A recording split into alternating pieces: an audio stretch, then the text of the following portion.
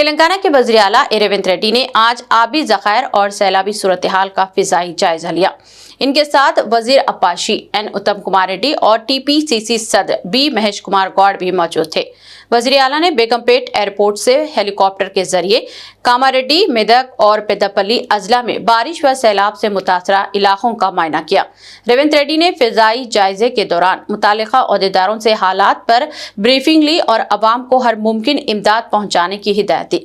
उन्होंने कहा कि बारिशों से मुतासरा लोगों की जान व माल की हिफाजत हुकूमत की अव्वलीन तरजीह है और बहाली के इक़दाम तेजी से अंजाम दिए जाएंगे।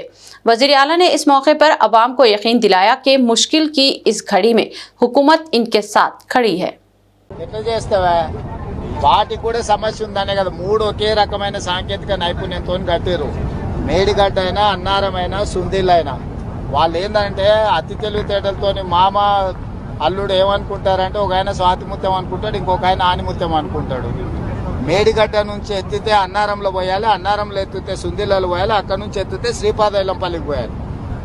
ఒకే రకమైన సాంకేతిక నైపుణ్యంతో కట్టారు. అన్నిటికీ దాంట్లో ఉన్న సమస్య ఒకే రకమైన సమస్య. మీకు గుండెకాయ లాంటి అక్కడి నుంచి మేడిగడ్డ దగ్గర నువ్వు ఎత్తితే ఏడబోయాలా, అన్నారంలే కదా పోయాల్సింది. ఆడెత్తితే ఏడబోయాలి, సుందిలాలు పోయాలి, ఆడెత్తితే ఏడబోయాలి. మూడు ఒకే రకమైన సాంకేతిక నైపుణ్యంతో కట్టారు. వాటికి నాణ్యత లేదనే కదా ఇచ్చింది రిపోర్ట్ అనే సాంకేతిక నిపుణులు చెప్తారు. మేము లోపలికి పోడలే చూడలే. సాంకేతిక నిపుణులు ఏమంటున్నారంటే ఇది వైఫల్యం చెందిన సాంకేతిక నైపుణ్యము. డిజైన్లో లోపం ఉంది, నిర్మాణంలో లోపం ఉంది, నిర్వహణలో లోపం ఉంది.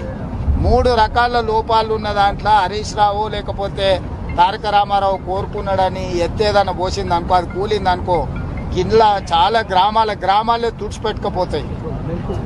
సో ఆల్రెడీ కమిషన్ రిపోర్ట్ ఇచ్చింది కదా అసెంబ్లీ.